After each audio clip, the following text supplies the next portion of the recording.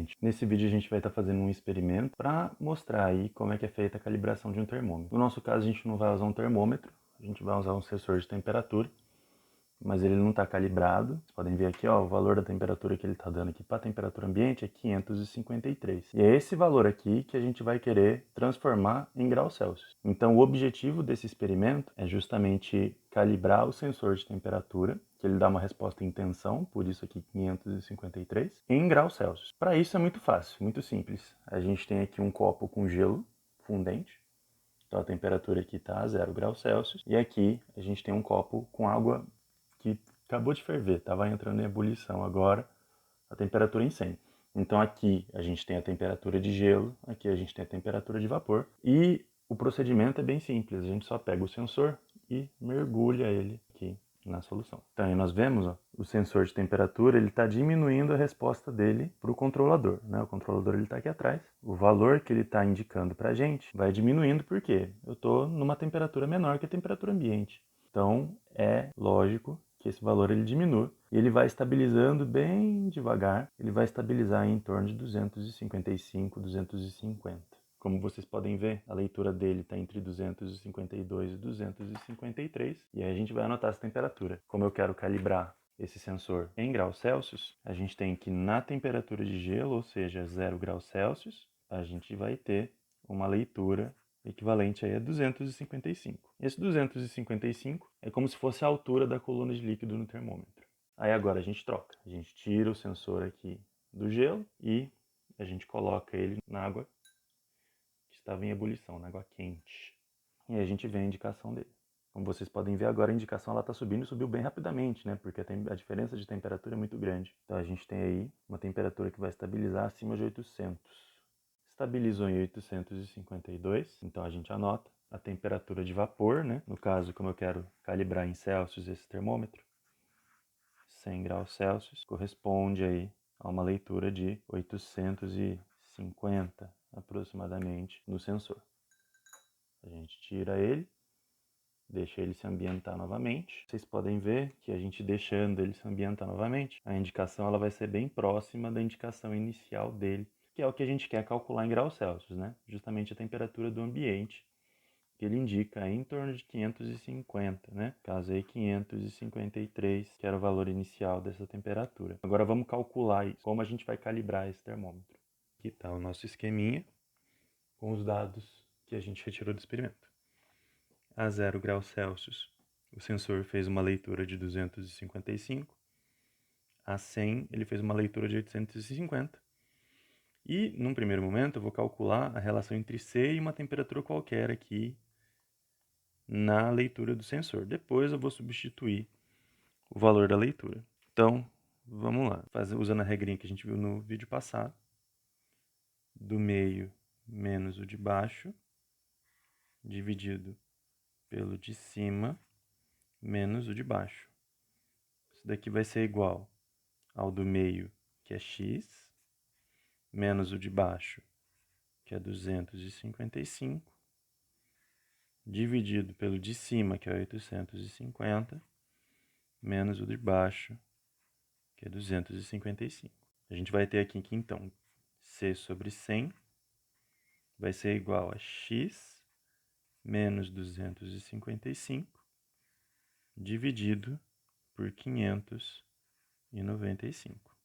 Passando esse 100 para cá, multiplicando, a gente vai ter C igual a 100x menos 25.500.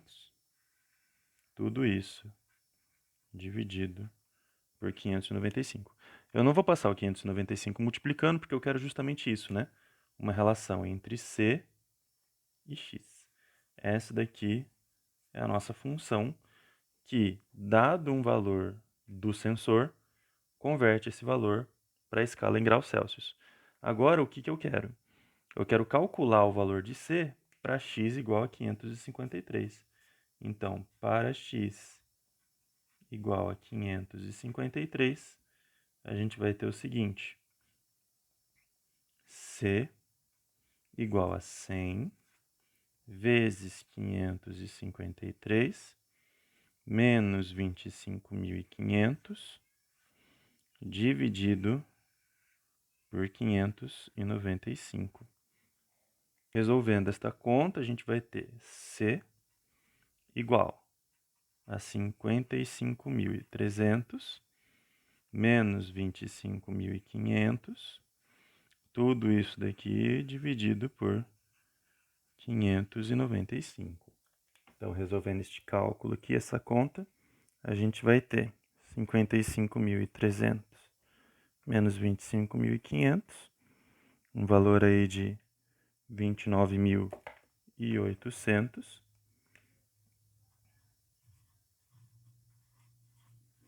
Isso tudo dividido aí por 595, que vai dar pra gente um valor aí em torno de 50,08 graus Celsius. O que já é um valor um tanto quanto absurdo, porque a temperatura daqui desse quarto não está 50 graus Celsius. Então vamos conversar um pouquinho sobre os fatores que podem ter influenciado nesse resultado. A gente calculou aqui experimentalmente uma temperatura de 50,1 graus Celsius. Então, pelo sensor, pela calibração que a gente fez, o valor aqui seria 50,1 graus Celsius. Porém, a temperatura do meio eu medi aqui com termômetro de mercúrio, né? A temperatura no meio na hora do experimento era de 31 graus Celsius. Então tem uma diferença muito grande entre o que a gente mediu aí com o sensor e nós calculamos e a temperatura do meio. Vamos ver alguns fatores que podem ter influenciado aí nesse resultado. O primeiro deles, a questão do sensor, né? Quando o valor ele dá um pouco diferente do que a gente espera, a primeira coisa que a gente tem que suspeitar é de um erro associado ao sensor.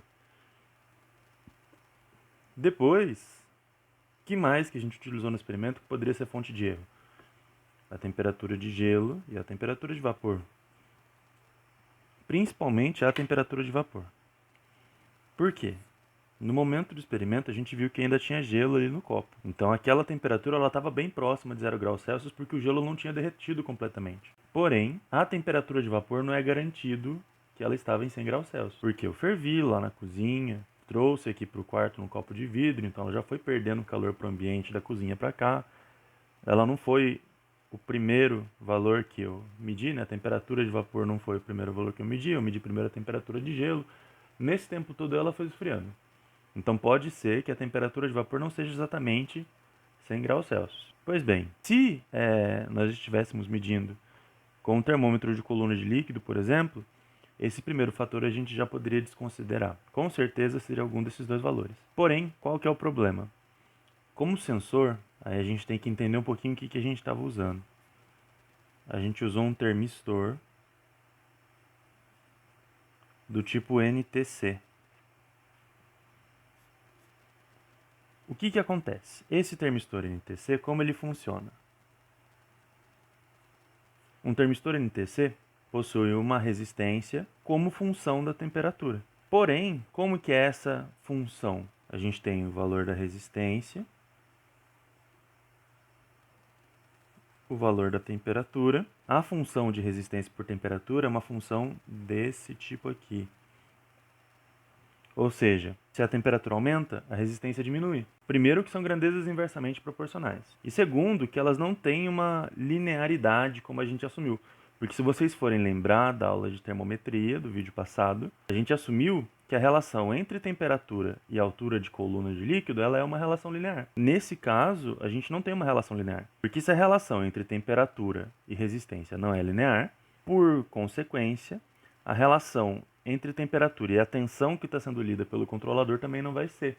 Ou seja, a gente assumiu como sendo linear algo que não é linear. Se a gente for ver, a gente assumiu algo desse tipo. Aqui a gente tem a temperatura do sensor. Aqui a gente tem o valor, né, que aparece no sensor. E a temperatura em graus Celsius. Esse valor, ele não necessariamente é linear. A gente assumiu como se fosse.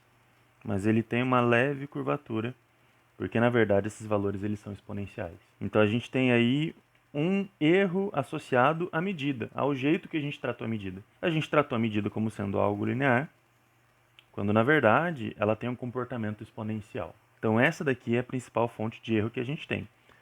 Se ao invés de eu programar o Arduino do jeito que eu fiz, justamente lendo o valor que está sendo medido, eu utilizasse um pacote, por exemplo, e esse pacote ele já fizesse essa conversão, vocês iam ver que o valor ele dá algo bem mais próximo. Por quê? Esse pacote ele considera uma variação exponencial. Ele já tem uma equação ali embutida nele que faz essa conversão de maneira exponencial e não de maneira linear. Nesse vídeo a gente consegue ver o termistor operando já com a equação de calibração própria dele, né? Então vocês podem ver que a temperatura ela se aproxima bem mais da realidade do que fazendo a calibração para uma aproximação linear. Tudo bem? Então no próximo vídeo a gente vai começar a ver calorimetria. A gente vai continuar na termologia, mas vamos mudar um pouquinho de assunto. Até o próximo.